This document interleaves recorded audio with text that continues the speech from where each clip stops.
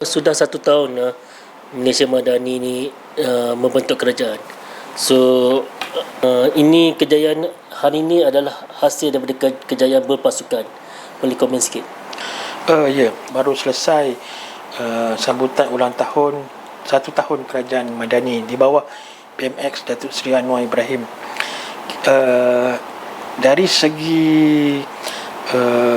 segi dasar-dasar kita nampak jelas bahawa kerajaan Papua ini ada agenda dia, hala tuju dia, yang mana kebanyakannya yang saya lihat lebih kepada kebajikan rakyat dan bagaimana untuk mengembalikan ekonomi ke tahap yang sepatutnya dan sebagainya.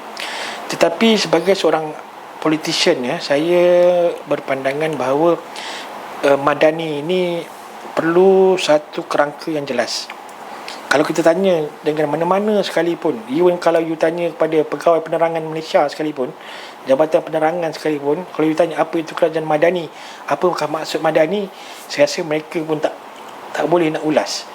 Saya sendiri secara peribadi menyarankan ataupun berpandangan bahawa Madani, kerajaan Madani, konsep Malaysia Madani ini perlu ada satu dasar berbentuk fizikal ataupun spatial.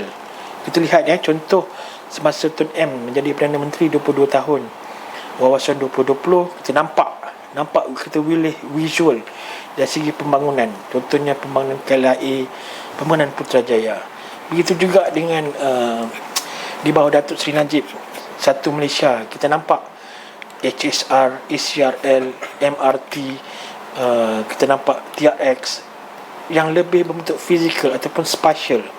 Tetapi Madani ni kita tak nampak. Yang mana kita boleh tunjuk, itu dia contoh Madani, itu dia contoh kerajaan pembangunan Malaysia Madani, yang mana yang kita boleh visualkan, yang boleh kita olah dalam bentuk spatial, dalam bentuk ruang, dalam bentuk pembandaran sebagai contoh, ataupun sebatu fizikal yang boleh kita jadikan satu reference bahawa ini adalah Malaysia Madani. Tetapi tidak kepada Madani ini lebih berbentuk kepada satu metafora yang kadang-kadang kita sendiri tak sukar untuk jelaskan. Jadi saya menyarankan kepada kerajaan Malaysia Madani inilah perlu ada satu dasar spasial.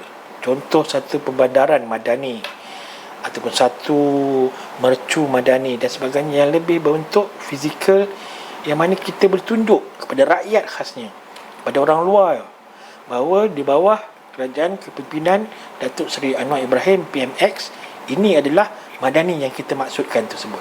Sekarang ni bila kita cerita Madani, kita tak nampak, sebab kita dah terlampau dilazimkan dengan cugan kata yang Satu Malaysia, keluarga Malaysia, Malaysia Prihatin, Wawasan 2020, TN50. Kita dah lebih kepada satu metafora yang begitu samar.